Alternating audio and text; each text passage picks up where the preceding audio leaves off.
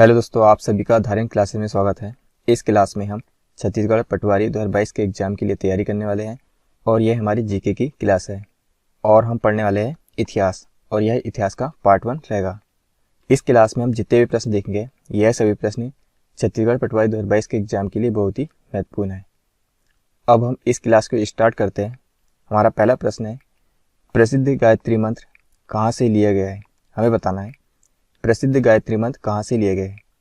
तो इस प्रश्न का राइट आंसर होगा ऋग्वेद से। प्रसिद्ध गायत्री मंत्र ऋग्वेद से लिया गया है। तो ऑप्शन नंबर जो डी है इस प्रश्न का करेक्ट आंसर है। अब हम अगला प्रश्न देखते हैं, प्रश्न 2। प्रश्न 2 की कह रहे कि विशाल स्नानागार ग्रेड बाथ कहाँ मिला था? हमें बताना है विशाल स्नानागार ग्रेड बाथ कहाँ मिला था। तो इस प्रश्न का राइट आंसर होगा मोहनजोदड़ो। तो ऑप्शन नंबर जो डी है इस प्रश्न का करेक्ट आंसर है। अब हम अगला प्रश्न देखते हैं, प्रश्न 3। प्रश्न 3 कह रहे कि वेद शब्द का अर्थ है। हमें बताना है वेद शब्द का क्या अर्थ होता है। तो इस प्रश्न का राइट आंसर होगा ज्ञान। वेद शब्द का अर्थ ज्ञान होता है। तो ऑप्शन नंबर जो बी है इस प्रश्न का करेक्ट आंसर है। अब हम अगला प्रश्न देखते हैं, प्रश्न 4।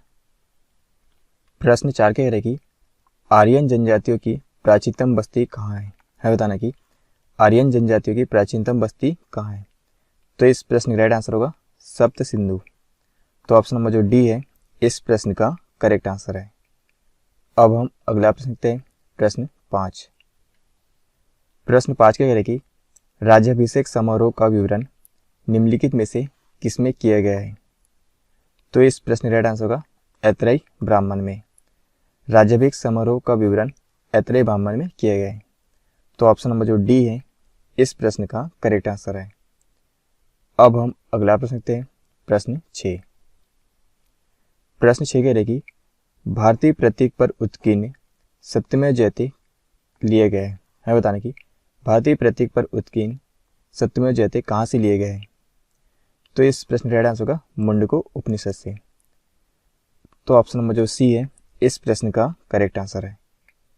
अब हम अगला प्रश्न देखते हैं, प्रश्न 7। प्रश्न 7 कह रहे कि बुद्ध किस वंश से संबंधित थे? हमें बताना है बुद्ध किस वंश से संबंधित थे। तो इस प्रश्न का राइट आंसर होगा शाक वंश से। बुद्ध शाक वंश से संबंधित थे। हम यहाँ पर बुद्ध से संबंधित कुछ इंपॉर्टेंट पॉइंट और देख लेते हैं। सबसे पहला है बौद्ध धर्म के संस्थापक। तो बौद्ध धर्म के संस्थापक कौन थे? गौतम बुद्ध। बौद्ध धर्म के संस्थापक गौतम बुद्ध। और इनका जन्म कहाँ हुआ था? तो इनका जन्म 563 ईसा पूर्व में कपिलवस्तु के लुम्बिनी नामक स्थान पर हुआ था। इनका जन्म 563 ईसा पूर्व में कपिलवस्तु के लुम्बिनी नामक स्थान पर हुआ था। और इनके पिता का नाम क्या था? तो शुद्धोधन। और इन्होंने अपना प्रथम उपदेश कहाँ पर दिया था? तो सारनाथ में दिया था।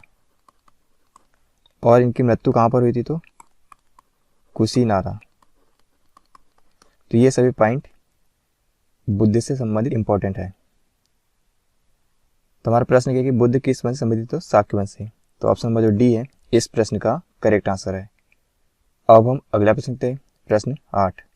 प्रश्न 8 की कह रहे हैं कि प्रथम बौद्ध परिषद कहाँ आयोजित की गई? हमें बताना है प्रथम बौद्ध परिषद कहाँ आयोजित की गई।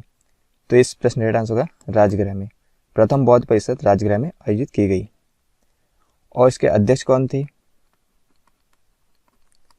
इसके अध्यक्ष थे महाकश्यप। और शासनकाल किसका था? तो अजातशत्रु। तो ऑप्शन नंबर जो डी है इस प्रश्न का करेक्ट आंसर है। अब हम अगला प्रश्न देखते हैं, प्रश्न 9। प्रश्न 9 कह रहे कि बुद्ध को प्रबोध कहाँ प्राप्त हुआ था? हमें बताना है बुद्ध को प्रबोध कहाँ प्राप्त हुआ था। तो इस प्रश्न का राइट आंसर होगा बोधगया में।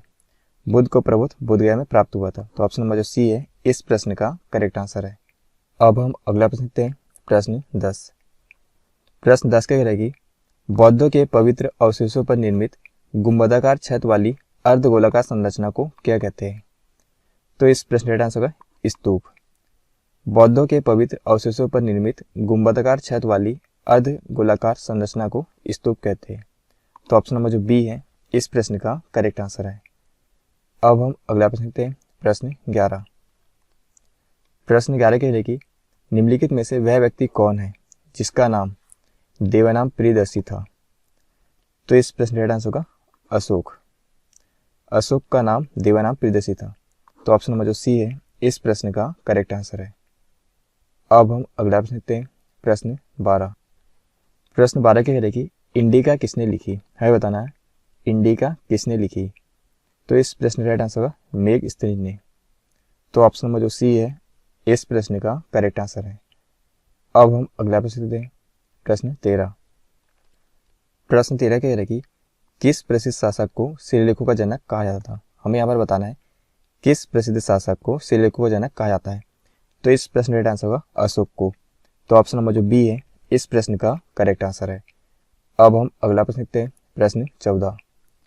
प्रश्न 14 क्या करेगी, मिलिंद पानो क्या है? हमें बताना है मिलिंद पानो क्या है। तो इस प्रश्न का राइट आंसर होगा बौद्ध पाठ। तो ऑप्शन नंबर जो ए है इस प्रश्न का करेक्ट आंसर है। अब हम अगला प्रश्न देखते हैं, प्रश्न 15। प्रश्न 15 क्या करेगी, कौन सी कला ग्रीको बौद्ध कला के नाम से भी जानी जाती है? तो इस प्रश्न का राइट आंसर होगा गांधार कला। गांधार कला ग्रीको बौद्ध कला के नाम से भी जानी जाती है। तो ऑप्शन नंबर जो डी है इस प्रश्न का करेक्ट आंसर है। अब हम अगला प्रश्न देखते हैं, प्रश्न 16। प्रश्न 16 कह रहे कि बौद्ध धर्म का संरक्षक कुषाण शासक कौन था? हमें बताना है बौद्ध धर्म का संरक्षक कुषाण शासक कौन था? तो इस प्रश्न का राइट आंसर होगा कनिष्क था। तो ऑप्शन नंबर जो ए है इस प्रश्न का करेक्ट आंसर है। अब हम अगला प्रश्न देखते हैं, प्रश्न 17। प्रश्न 17 कह रहे कि मेघदूत का लेखक कौन है? तो इस प्रश्न का राइट आंसर होगा कालिदास। मेघदूत का लेखक कालिदास है। तो ऑप्शन नंबर जो ए है इस प्रश्न का करेक्ट आंसर है। अब हम अगला प्रश्न देखते हैं, प्रश्न 18। प्रश्न 18 कह रहे कि किसके शासनकाल के दौरान अजंता की गुफाएं निर्मित की गई? हमें बताना है किसके शासनकाल के दौरान अजंता की गुफाएं निर्मित की गई? तो इस प्रश्न का आंसर होगा गुप्त शासनकाल। तो ऑप्शन नंबर जो डी है इस प्रश्न का करेक्ट आंसर है। अब हम अगला प्रश्न देखते हैं, प्रश्न 19। प्रश्न 19 कह रहे कि किस राजवंश के दौरान महाबलीपुरम मंदिर का निर्माण किया गया था? हमें यहाँ पर बताना है किस राजवंश के दौरान महाबलीपुरम मंदिर का निर्माण किया गया था? तो इस प्रश्न का राइट आंसर होगा पल्लव राजवंश। तो ऑप्शन नंबर जो ए है इस प्रश्न का करेक्ट आंसर है। अब हम अगला प्रश्न देखते हैं, प्रश्न 20। प्रश्न 20 क्या करेगी, प्रसिद्ध दिलवाड़ा मंदिर स्थित है? हमें बताना है प्रसिद्ध दिलवाड़ा मंदिर कहाँ स्थित है? तो इस प्रश्न का राइट आंसर होगा राजस्थान में। तो ऑप्शन नंबर जो बी है इस प्रश्न का करेक्ट आंसर है। तो यह था इतिहास का पार्ट 1। यहाँ पर हमने इतिहास से संबंधित इंपॉर्टेंट प्रश्न देखे। यह सभी प्रश्न छत्तीसगढ़ पटवारी 2022 के एग्जाम के लिए बहुत ही महत्वपूर्ण है। यदि यह क्लास आपको पसंद आए तो इस चैनल को सब्सक्राइब करें।